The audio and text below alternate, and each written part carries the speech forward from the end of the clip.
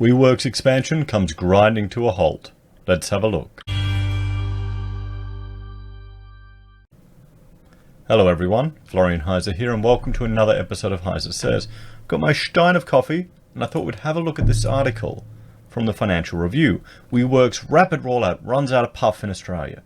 Now, before we have a look at this article, and we'll look at some of the buildings that they're proposing to take over in their entirety, I just want to remind you of, this is a video I did, the KP Centre down in Shayla Park, where I was visiting for my daughter and son's dance recital. And it's an old shopping centre that's been repurposed for church and other uses. Here we had shared office or serviced office space that you could rent from $170 per week. Now, I'll admit it's not the most glamorous location, it's not the most glamorous office, but it shows you just how simple the innovation of Wework is to replicate. I mean, there you go, guys. Anyone can do it. They are taking on long-term liabilities and then trying to chop it up to lots of little people to sell off, make money that way. And what happens to small businesses when times get tough? You cut costs. What's an extravagant cost you could do without? Maybe an office. Maybe you can do what I did, move back home to save money. So just keep that in the back of your mind. Wework has been framed as this insanely overvalued unicorn. We're just in crazy times now. And what is their innovation, guys? I mean, so this is the shopping center if you haven't seen the footage. It's a bit, I'll just play it. You know, it's tired, but they're reusing it. And they decided to give it to shared offices. We had clients who were doing the same things in the city. They were just getting entire portions of the floor plate, fitting it out, and giving it off as shared offices for people. There's no innovation there. All it is marketing and spin. And they're talking about taking over entire buildings. There's one here that they're looking at taking over. So let's jump through and have a look at this article, because Wework's demise is also going to have some implications on the commercial office sector. And, well, depending on, I haven't looked at the figures in a while, actually. I need to look at the occupancy rates of our cities. I'll do that. But not tonight. You know, they are one of the largest letters of retail, of office space around the world. Not retail, sorry, commercial office space.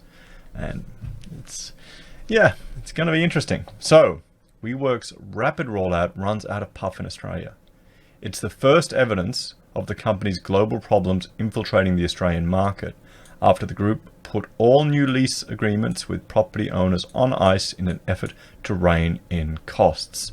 Well, I'm not surprised. I mean, no one can be surprised with this.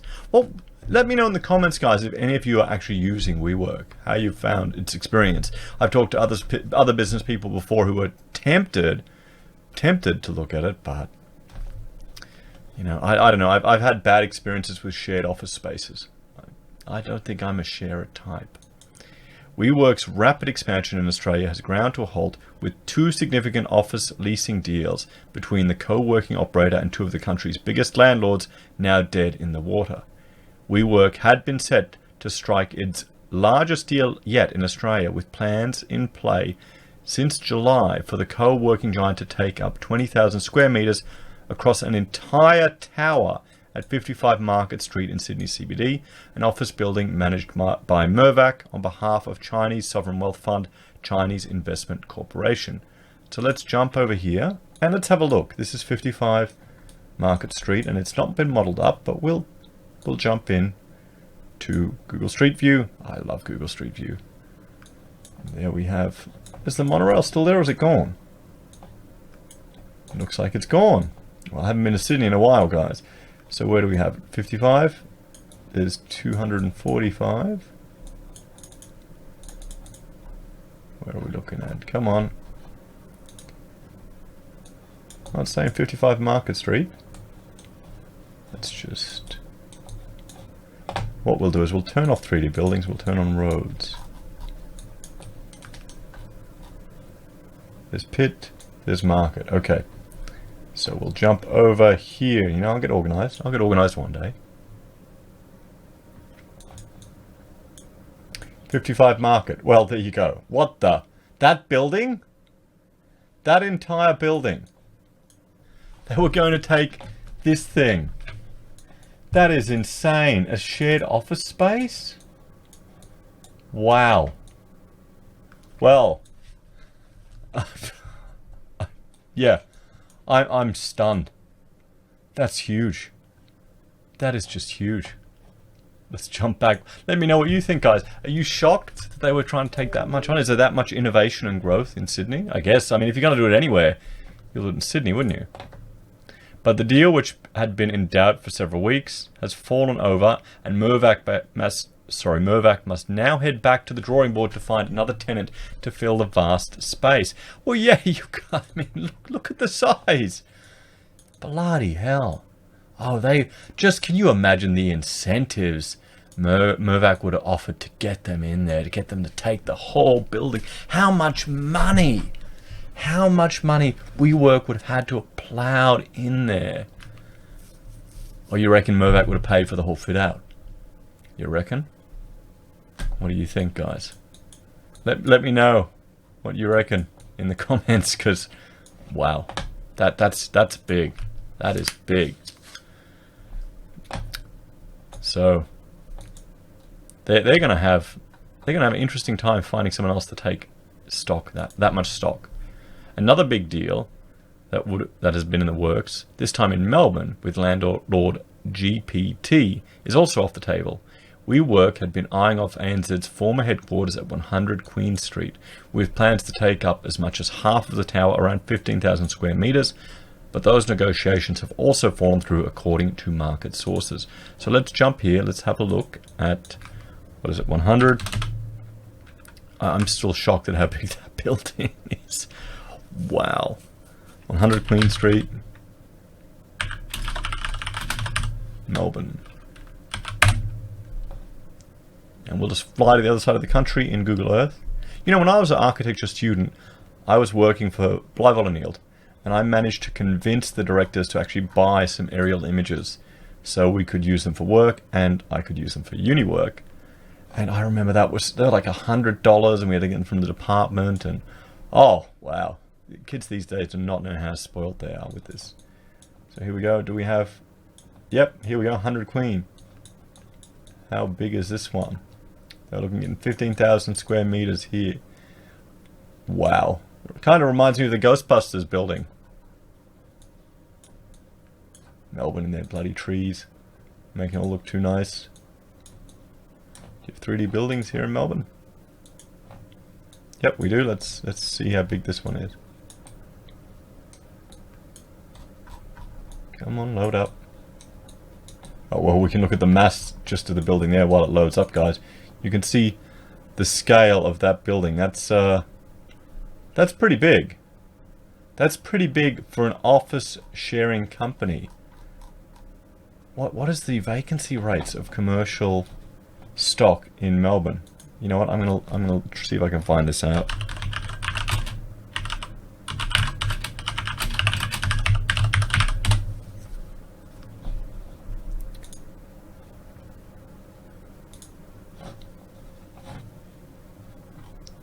Vacancy rates, 40-year high for Melbourne. Here we go. 40-year high for Melbourne CBD. When is this? 2017, so it's out of date.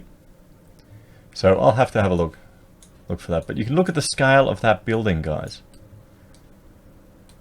I mean, what are they thinking? What do they think is going to drive that demand?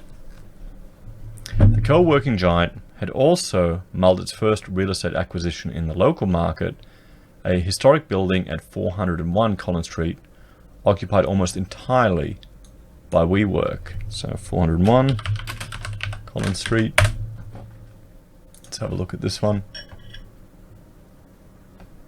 So here we go.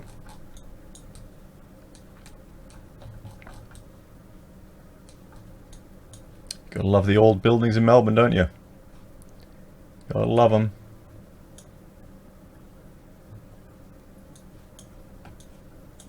$401. Yeah, I stuff. Melbourne looks nice when it's sunny in photos. Where are we? 389. 401. There you go. Well, there, another significant building. So you've got your WeWork option there. That'd probably be a nice one. Yeah, get a little window view there. The potential purchase from the Lindemann family-backed impact investment is on ice, if not scuttled completely, according to sources. A WeWork spokesperson declined to comment. Industry insiders now expect the hub's operator to proceed more cautiously in the local market. Yes, it is the first evidence of WeWork's global problems infiltrating the Australian market. After it was reported almost 2 months ago that the group was putting all new lease agreements with property owners on ice in effort to rein in costs. Yes, it has been a disastrous few months for WeWork, with its sudden unravelling in August when the company's paperwork revealed corporate governance troubles was made public in the lead up to its highly anticipated IPO. This is the thing, people were valuing this thing so high.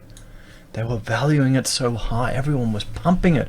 I remember I was looking at on my trading platform when they were saying get into WeWork. Everyone was pushing it. In the weeks following, the embattled company lost its chief executive co-founder Adam Newman, withdrew its plans to list on a stock exchange, and saw its valuation plunge from a former high of $46 billion to $8 billion. A leasing company, a landlord company, following a bailout by its biggest backer, Japan's SoftBank Group Corporation. I regret I overvalued WeWork while overlooking governance concerns, but its products are really good. What are its products? What are its products? Its products are leasing office space. I mean, let's jump to the WeWork website.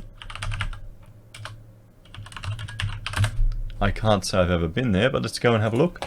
I'm assuming it's wework.com.au, and the site can't be reached. Okay, we'll go to wework.com. They don't even have an Australian one.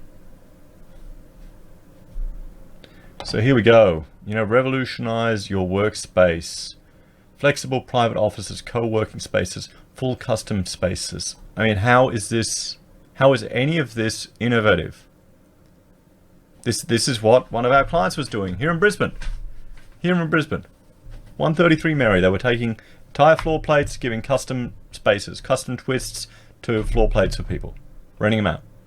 They also had, flexible private offices in one of their other buildings. They were doing anything they could to get floor, commercial space used. How is this innovative? Can someone tell me? Co-working space, what, do they have an app? Is it just because the CEO is, a 2-meter giant? Or was the innovation in him, trademarking the word we, setting it up in another company, and then selling the rights back to his other company so he could pocket the money himself? Was that the innovation? I mean, that's pretty smart. That's pretty smart. So billionaire founder of SoftBank, Masayoshi Son, said at a press conference about the company's financial results earlier this year, after it took a big hit to the value of its investment. WeWork is now reportedly planning to lay off up to 6,000 employees, about half of its 12,500 global workforce, in the next 5 years, according to the New York Times. What would that do to you working in that organization? What would that do to morale? That would decimate it. While New York City and London have a much bigger exposure to WeWork, it's the biggest private sector office tenant in both cities. Bloody hell.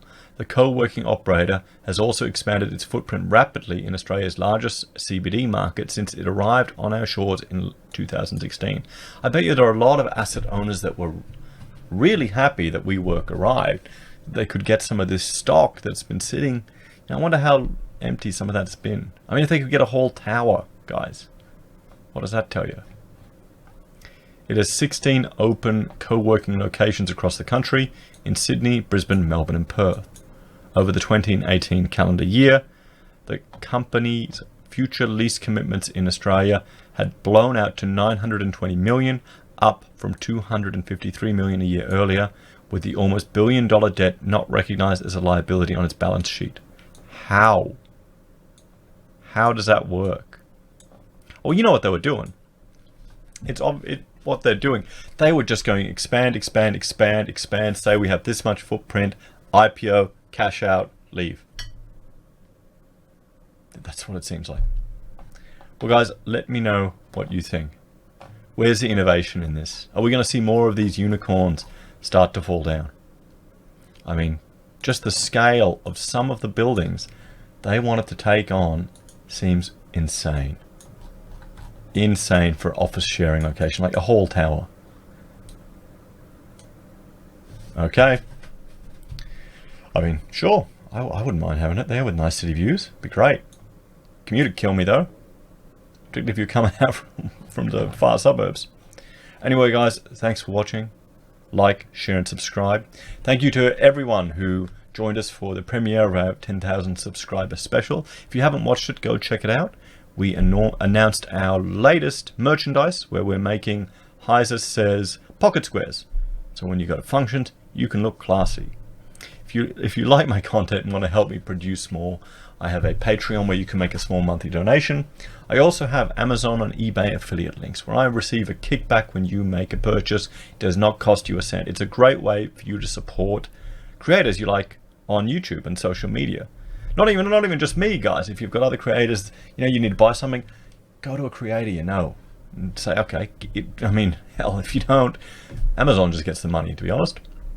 And I also have PayPal and Ethereum if you want to make a donation that way. Every little bit helps. I really appreciate it. Thank you all very much. Take care, guys. Have a great day, and I will talk to you later. Bye for now.